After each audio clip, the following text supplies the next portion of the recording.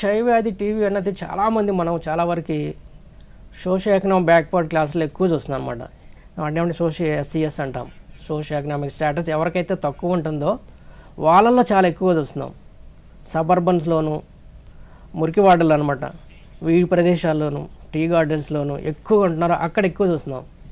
అంతేకాకుండా ఎవరికైతే mall nutrition ఎక్కువ ఉంటుందో, కుపోషణ అని అంటాం, ఆ కండిషన్లో కూడా ఇమ్యూనిటీ తక్కువగా ఉండటం వల్ల, ఆహారం సరిగ్గా బ్యాలెన్స్డ్ డైట్ లేకపోవడం వల్ల కూడా ఈ టీబీ అనేది చాలా ఎక్కువగా ఉంటుంది. భారతదేశంలోనూ ప్రపంచంలోనూ ఈ మాల్ న్యూట్రిషన్ చాలా ఎక్కువగా ఉన్నది అనమాట. దీన్ని నియంత్రించడానికి కూడా చాలా కార్యక్రమాలు చేపట్టారు. అయినా కానీ ఎక్కువ ప్రోగ్రెస్ జరగటం వల్ల ఈ టీబీ శాతం కూడా ఎక్కువ ఉంది. కోవిడ్ టైంలో ఏంటంటే ఎక్కువగా దీని మీద కాన్సన్ట్రేట్ చేయలేకపోయాం మనం. ఎక్కువగా వాళ్ళకి సరైన డైట్ ఇవ్వలేకపోవడము, ఏ టీబీ పేషెంట్స్ ఎవరు ఉన్నారో వాళ్ళకి మంచి బ్యాలెన్స్ డైట్ ఇవ్వలేకపోవడం వలన ఎక్కువగా కోవిడ్ మీద కాన్సన్ట్రేట్ చేసాం, కానీ ఈ టీబీ మీద చేయలేకపోయాం. అందువల్ల ఇది ఎక్కువగా ఉన్నది.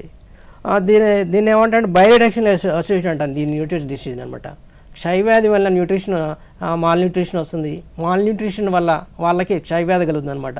ఈ రెండింటిని బ్యాలెన్సింగ్ చేసుకుంటే ఎప్పుడైతే చేస్తాం ఆహారం చేయాల్సి ఉంటుంది దీన్ని మెయిన్గా.